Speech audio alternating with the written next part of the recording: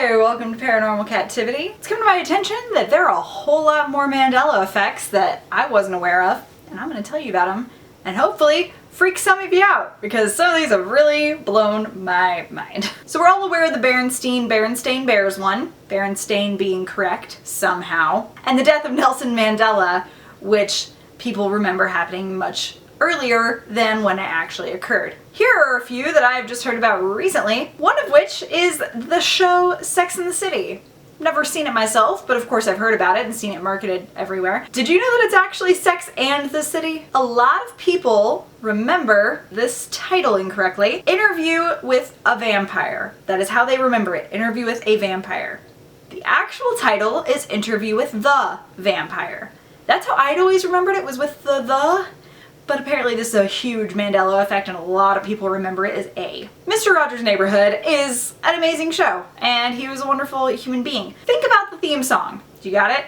It's a beautiful day in the neighborhood, a beautiful day for a neighbor. It's not in the neighborhood.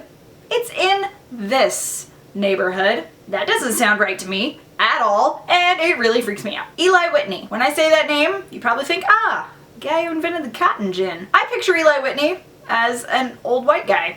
But apparently a bunch of people remember learning about Eli Whitney being a very famous black inventor for that time frame, and remember seeing him in textbooks and why it was important that he was a black inventor for that time. The scene in Snow White when the queen conjures up her mirror to be able to tell her who's the hottest in the land, everybody knows that when it's quoted, it's mirror, mirror on the wall, who's the fairest of them all. If you actually watch the movie now, which I had to look up whenever I did this research because I really wasn't sure, she says, magic mirror on the wall, who's the fairest of them all.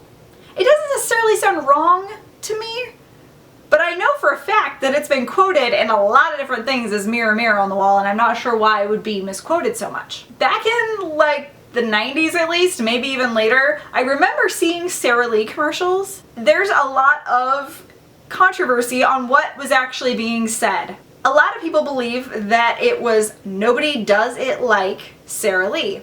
The actual words in the ads are nobody doesn't like Sara Lee, which grammatically doesn't make as much sense, but neither of them really sound like they'd be necessarily wrong, so I'm not super affected by this one. Dick Cavett had a talk show back in the 70s, and there is a video, which I'm going to link below, that I watched while I was doing this research, that is super freaking creepy.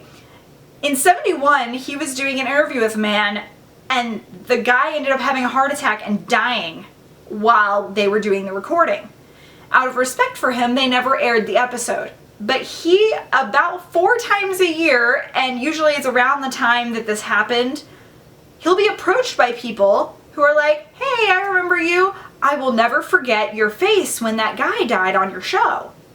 And he'll be like, oh, so you were in the studio audience? And they'll say, no, I watched it on TV.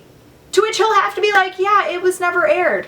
I'm not sure why you remember that. And these people remember seeing his face, seeing what he did to react to the man whenever he fell on the ground with his heart attack, everything. Like, they just remember it to the detail, but it never got aired. The guy who created Snoopy, his name is Charles Schulz. But a lot of people remember it spelled S-C-H-U-L-T-Z. However, there was no T in his last name. Now, this was not that surprising to me, but the area that I live in, I went to school with people with the last name Schultz who didn't have T's in their last name. I worked at a store that had the name Schultz in it that didn't have a T.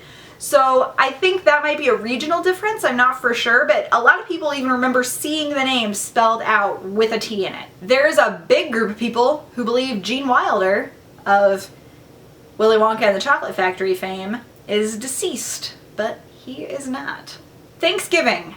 If you are in America, or if you're familiar with American holidays, Thanksgiving always hits on a Thursday, and most people believe it's the 3rd Thursday in the month of November. It's the 4th, and tonight I'm going to leave you with the one that made me go, what? No.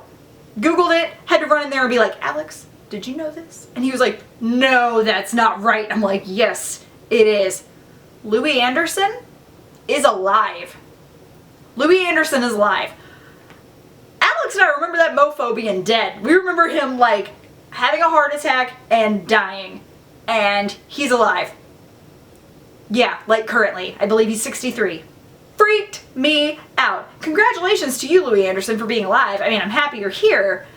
I just don't know why I remember you dying. Please let me know your thoughts on these. If any of these are news to you, if any of these really freak you out, if you're like me, and a few of them you just don't really feel that weirded out by and they don't sound wrong. I'm really fascinated by this entire Mandela effect in itself because it's so interesting how many people can misremember something. It doesn't seem like it could possibly be organically normal.